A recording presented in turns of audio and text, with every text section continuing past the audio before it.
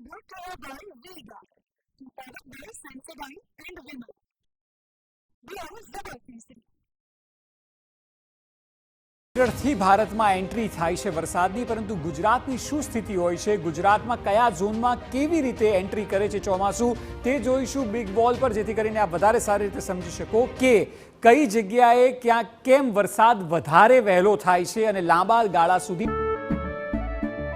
કેસરિયાથી મન જોગી થયું રે, દિલ ઝૂમે જુઓ મત મસ્ત થયું રે, કેસરિયાથી મન જોગી થયું રે। हर पल मनाओ केसरी त्योहार। विमल, बोलो जुबान केसरी। ટકતો હોય છે। તેમાં સૌથી પહેલા આપ જુઓ દક્ષિણ ગુજરાત, કારણ કે દક્ષિણમાંથી ગુજરાતમાં એન્ટ્રી થાય છે અને દક્ષિણ ગુજરાતથી ચોમાસું જાય છે સૌરાષ્ટ્ર તરફ, જ્યાં સૌરાષ્ટ્રમાં મોટે ભાગે અલગ અલગ જિલ્લાઓમાં વરસાદ જોતા હોઈએ છીએ અને એમાં પણ જૂનાગઢથી લઈને અમરેલી જેવા બે જિલ્લાઓ એવા છે કે જ્યાં ધોધમાર વરસાદ દર વખતે જોવા મળતો હોય છે।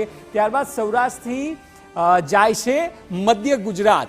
મધ્ય ગુજરાતમાં જેટલા શહેર અને જિલ્લાઓ છે, જેમાં આપણે અમદાવાદથી લઈને વડોદરા, આણંદ, ખેડા, નડિયાદ તમામ ગણી શકાય, અને મધ્ય ગુજરાતથી તે કચ્છ જાય છે અને કચ્છથી ઉત્તર ગુજરાત તરફ જાય છે। એટલે આપ હંમેશા જોતા હશો કે ચોમાસાની શરૂઆત જ્યારે થઈ જાય, ઉત્તર ગુજરાતમાં વરસાદ એટલો નથી જોવા મળતો શરૂઆતી તબક્કામાં। તેનું કારણ કે ચોમાસું દક્ષિણથી એન્ટ્રી કરે છે અને કચ્છ બાદ ઉત્તર ગુજરાતમાં જાય છે। એટલે ગુજરાતનો આ પ્રકારનો મેપ છે કે જ્યાં ચોમાસાની એન્ટ્રી તબક્કાવાર ઝોન વાઇઝ દક્ષિણથી લઈને ઉત્તર સુધીની જર્ની કરતું હોય છે અને 4 મહિના દરમિયાન તમામ જગ્યાએ વરસાદ જોવા મળે છે।